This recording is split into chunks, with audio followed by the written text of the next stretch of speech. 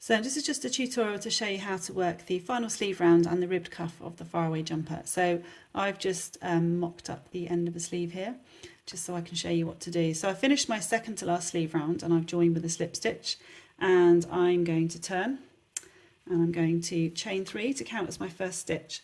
So I'm now working with the wrong side of the sleeve facing me, so this is the inside of the sleeve. And you may end up working with the right side facing you depending on what size you're making.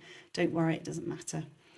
So I'm going to now do a treble 2 together. So this final sleeve round has some treble 2 togethers in it, and that's to decrease ready for your ribbed cuff. If you've not done treble 2 together, that's a US double crochet 2 together. I'm going to just walk you through it. So you're going to yarn over, go into the space, yarn over, pull up, yarn over, pull through 2, but don't do the final yarn over and pull through 2. For the second part of the stitch, yarn over into the space, yarn over, pull up, yarn over, pull through 2, and then to complete your treble 2 together, yarn over and pull through all 3 loops on your hook. So you've now got a chain 3 which counts as your first treble and a treble 2 together. I'll just do it again in the next space. So this time we're going to do a regular treble into the space,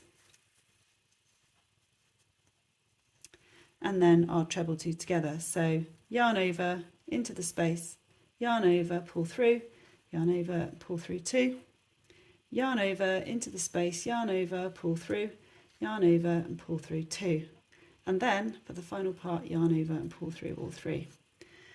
You're going to continue those as directed in the pattern in this round. You will see that you have now decreased from having 3 double crochets to 2 double crochets, sorry, 2 treble crochets, because you have got 2 V's on the top and 2 V's on the top for this one, because that third chain of the 3 chain counts as your first stitch. So that means that you've got less stitches to work into when you work your ribbed cuff. Okay, so those 2 stitches have now become 1, and therefore you only have 1 V on the top. So I've worked all my decreases and I've joined to the top of the chain 3 with a slip stitch, and I'm ready to start my ribbed cuff. Now I've ended up on a wrong side row, so with the wrong side of the jumper facing me. So you're going to need to turn, because you're going to need to work with the right side facing. So let's turn your work. If you finished on a right side row, then that's fine. And you're going to need to chain 9. So 1, 2, 3, 8, 9. So from this point, I'd advise turning your work, because you're going to be working this way and having it this side facing you. So you're now going to work half trebles, so that's US half double crochets. We're going to work into the second chain, so yarn over, so not that one, sorry, the third chain from the hook, not the second. I go under both loops, it's personal preference. Yarn over, pull through, yarn over and pull through all 3. So that's your first stitch. You're going to work 7 stitches. Okay, so check you've got your 7 stitches. So 1, 2, 3, 4, 5, 6, 7. And the 2 chains that you missed at the start, they don't count as a stitch.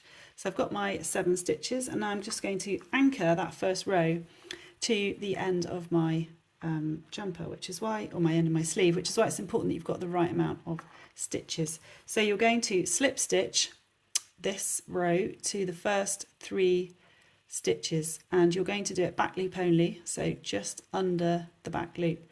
So I'm going to slip stitch under there, slip stitch under the next one, and then slip stitch under the third one. Now it looks like it's a bit gapey here, but that will settle down and sort itself out. Now you're going to need to turn your work right over and work back in the other direction. So you're going to work 7 half trebles. So yarn over, and don't forget these ones, these first 3 are your slip stitches. So you're going to go into the back loop only for this row. So into the back loop of that first one,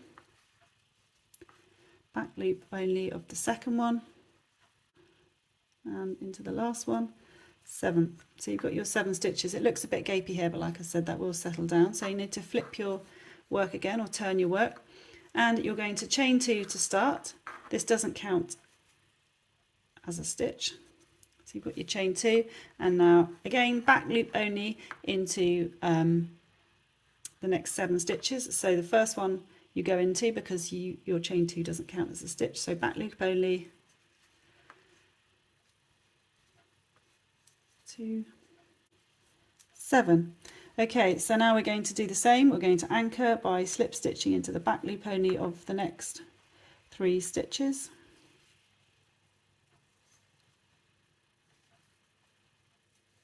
And then we're going to turn our work and work back that way. So you can see that you get a bit of a ridge here because you're working into the back loop only, and you're going to continue that all the way around until you get to the end. So we've come to the end of our ribbed cuff, and we've done our last row, and I've ended up on this end of my cuff. Sometimes you might end up, depending on how many rows you work, you might end up down this end. It doesn't really matter as long as you try and get both cuffs the same on both sleeves. And make a note of how many rows you've done as well, because that also helps make sure that they're both the same sort of tightness around your wrist. You also might find that when you do this last row, you only end up with 2 spaces to slip stitch into instead of 3. That's not a problem either.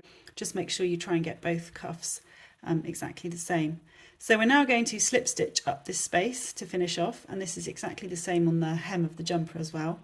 And we want the slip stitch seam to be on the inside so it doesn't show. So I'm actually going to turn it inside out. You can just fold back your cuff if you want to, rather than turning the whole thing, the whole jumper inside out. But I'm just going to do that for this. Now what I like to do is, because now I've got this on the other side, I like to actually go through the first space and get that and pull it through, get that first loop and pull it through, and then take my yarn around the back. So I'm now got my yarn this side, and I'm now ready to work my slip stitches. So you're going to go under, so this side is where you did your half trebles, so you've just got 1 loop to go under, and this side you've got V's to go under. So go under your first chain, and then into the V on the other side, and yarn over, pull through both and pull through the loop on your hook, and in under the next one and under the next V, yarn over, pull through both, lift up, make sure you give yourself plenty of slack, otherwise you'll be sort of pulling it too tight that way, and under the next one, under the next V, yarn over, pull through both and pull through the loop. And then you're just going to snip your yarn, pass it through there to tighten it, and then weave in your end. And then when you turn it back through, you've got a nice neat cuff, and you can't see your join because it's on the inside.